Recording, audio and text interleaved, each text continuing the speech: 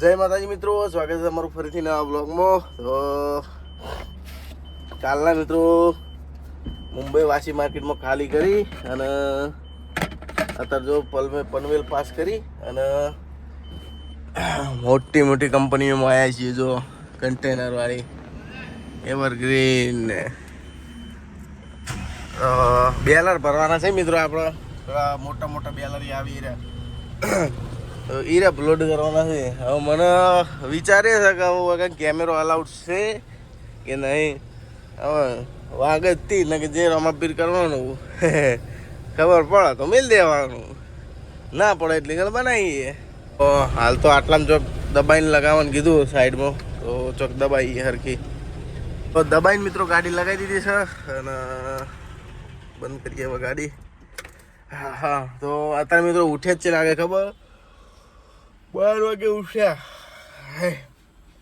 કારણ કે મિત્રો રાતે ઊંઘ જેવી આવી ને તાવ જેવું ચડી ગયું. હું તો ઉઠ્યો જ નહીં. પપ્પા ઉઠ્યા હતા પણ હું ઉઠ્યો જ નહીં. મેં કીધું પછી ઉઠી કીધું, કારણ કે ઉઠવાનો હાલત જ નથી મિત્રો. અને કંપનીનું નામ છે જો JWC. મતલબ તો બહારથી કન્ટેનર આવે તો ચાઇના ને બાયના બધા. 12 વાગ્યા મિત્રો, 12 નહીં 1 વાગ્યો. 12 વાગે તો ઉઠ્યા હતા. 1 વાગ્યો જમવા જવાનો ટાઈમ થઈ ગયો. તો હવે તને જમતા આવીએ, જે મળે 2 રોટલી ખાતા આવીએ. ખાવા જવું ને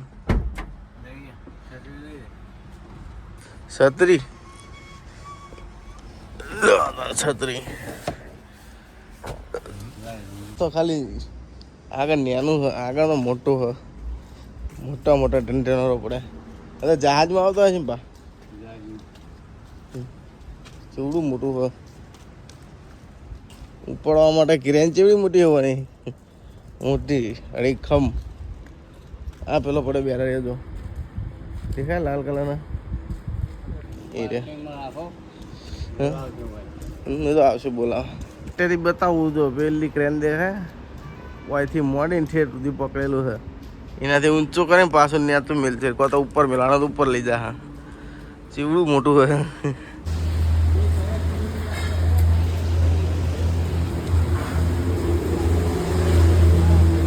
તો મિત્રો ખાવા જતા અને ખાઈને આવી અને કલાક જેવું તો ઊંઝ્યા મિત્રો, ના ખબર વગર.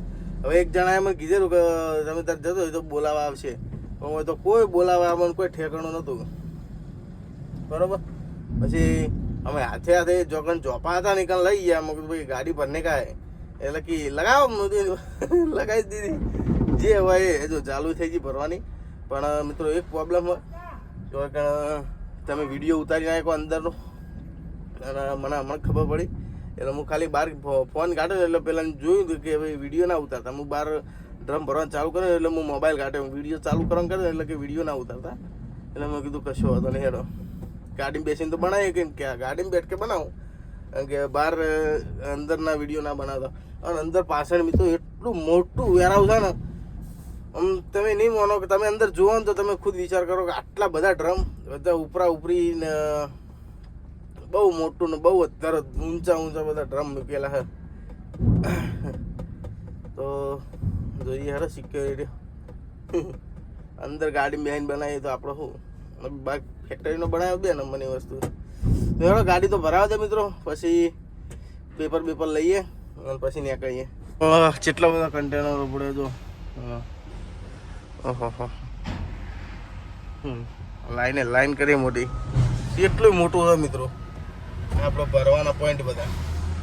તો અંદર બહુ આમ તમને બતાવું તો તમે કહો આટલું બધું પણ બતાવવા દેતા નહીં ને કે મસ્ત વિડીયો બનાવો ને આમ ઠેઠ ઊંચા પહાડો કરેલા ડ્રમના. એટલી મોટી છે. તો મિત્રો આ રીતના જો બેરલ ભર્યા છે. શું હોય ખબર નહીં પડતી, પણ ફૂલ ભરેલા પેકો પેક. અને ટોટલ મિત્રો 40 બેલર આવ્યા છે આપણે. તો બીજી બધી ગાડીઓ તો આ બધી બેરલ ભરવાઈ છે. સીલ બિલ તો બરોબર ને નકા ગાડી આખું બરબાદ કરી દે અમારી. કોઈ એસિડ હશે તો જોઈ લો. ખરા મિત્રો બિલ્ટી લેવા જઈએ શું કહે છે. મિત્રો ગાડી કમ્પ્લીટ ભરાઈ ગઈ, ડ્રમે ગણી લીધા અને મસ્ત રીતના ટાટપત્રી પેકિંગ કરી દીધી છે. અને 2 મિનિટ એક વસ્તુ બતાવું. જો હવે ઉલાળ છો જેવડી મોટી મશીન હારી સની એવરગ્રીન છેડ ઉપર વાળું ઉતરે ચલાવે ચલાવે. ખાલી કે ભરેલું ખાલી લાગે. ખાલી તો મિત્રો હવે જો ઠેઠ ચોથા નંબર નું ઉલાળા છે. ઠેઠ ઉપર પોકાળ્યો હાથ. મિત્રો જો બિલ્ટી લઈ અને ગાડી કાઢી દીધી છે બહાર અને અમે મસ્ત ચા પાણી કરતા ચા પાણી કરીને બિલ્ટી લઈ અને હવે શેલ મારીએ સીધા ચડી જઈએ હાઈવે ઉપર અને આયા તઈ થઈને જતા રહીએ. અમુક ને મિત્રો આ દરવાજો ખોલતા નહીં આવડતો. આ દરવાજો રહ્યો ને આમ કઈ આમ ખેંચે આખું ખબર નહીં કે બટન દબાવવાનું હોય. કેટલા અંગાતે મિત્રો મગજ મારી થઈ જાય. બટન જોતા ને ડાયરેક્ટ ખેંચે જોર કરી કે ખુલતા ને એટલે ચોથી ખુલે. જુઓ તો ખરી ભાઈ. ચો જી બિલ્ટી હા ભાઈ બરોબર આ ગયા બિલ્ટી. Quantity 10 ton. પૈસા 2,400. 2 લાખ કે 2 કરોડ કે 25 લાખ?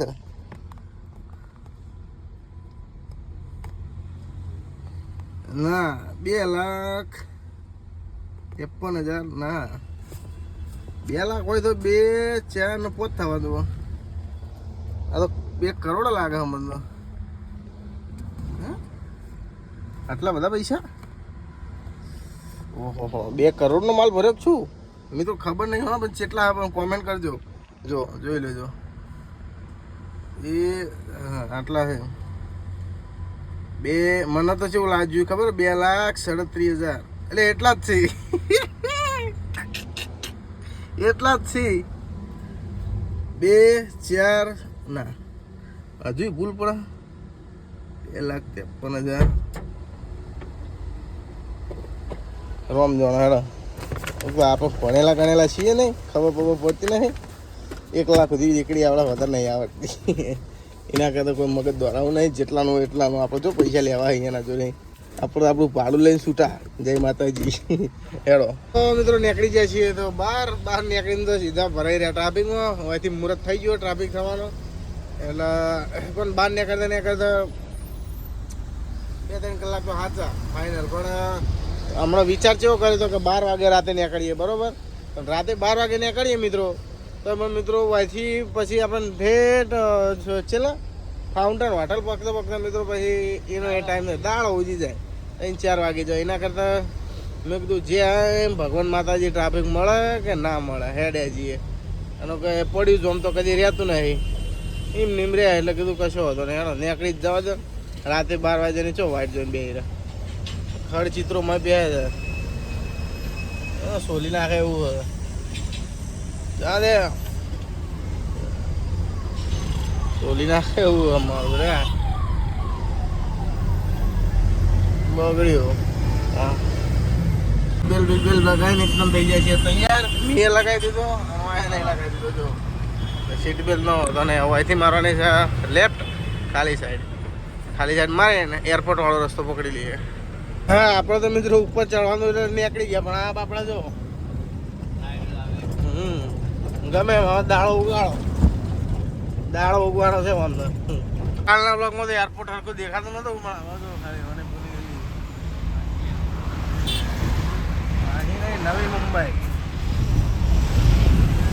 નવી મુંબઈ બોલો ઉતારવા ચડવાનો રોડ કેટલો લાંબો એ પેડા ચોય કેટલી? 12 કિલોમીટર. ઓહો 12 કિલોમીટર હા મુંબઈ લોકલ હેડી હજી તુરભાઈ તુરભી જોઈ લો મુંબઈ લોકલ દબાઈ ભરાય એક ડબ્બો ખાલી નહીં દાબીને ભર્યા બધા રોજ બહાર નોકરી આવતા છે ને સાડા 6 થયા એટલે નોકરીથી 6 વાગે છૂટી ગયા છે ને હવે ઘેર જતા છે પાછું સવારે યાર ટ્રેન છૂટી જાય પાછું લોસ આપણે જો પેલી આવી એક આતી એક જાતી છે તો મિત્રો વાશીન થાણે બધું પાસ કરીને આવી જઈએ છીએ જો પોરબંદર ઘાટ અને ઘાટમાં જ મિત્રો ટ્રાફિક કર્યું છે ઠેઠ આ ઘાટ ટ્રાફિક મિત્રો ફાઉન્ટન હોટલ સુધી છે આવું ને આવું રનિંગ છે અને ઘાટમાં મિત્રો એક તો એવો કંટાળો આવે ને એક તો ગાડી ઉપડે નહીં અને બીજી આપણા ગાડીઓ મોટી ગાડીઓમાં આપણા ધીમે હાકે ધીમે અને હવે એક તો ખાડા પડે જબર લોસાપ મળે જાય ઘાટમાં ટ્રાફિક થાય એટલે તો કોઈ આવતા મિત્રો જો છેલ્લા વાગે 9 ને 10 મિનિટ થઈ અને નીકળે તો ચલા વાગે 5 વાગે નીકળે તો 9 વાગી ગયા આટલા આવતા એટલું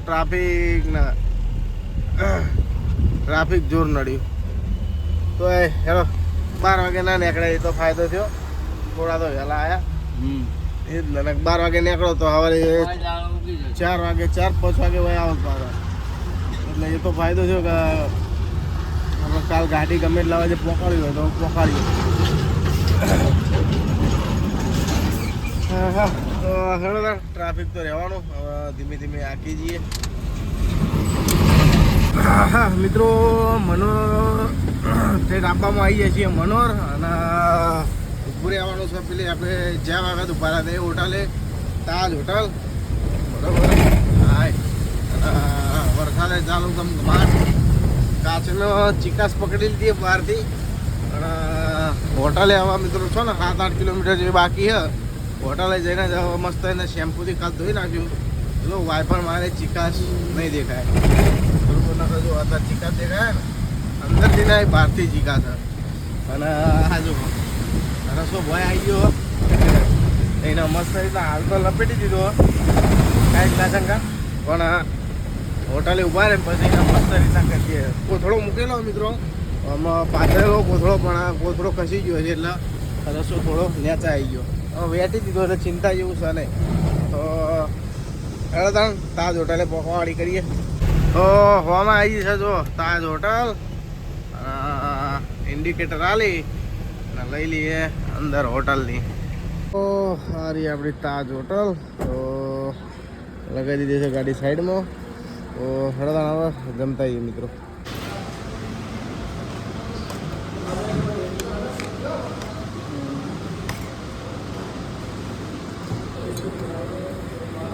મિત્રો રોટલા ખાઈને આવી ગયા ગાડીમાં અને ગાડીમાં પછી મિત્રો જો દોયડા બધા થઈ ઉપર પાછળ જવા દીધા અને કાચ મસ્ત જો ક્લિયર કરી દીધો બરોબર અને હવે મિત્રો નીકળીએ અને ચેલા જઈને જગાડું કહો તો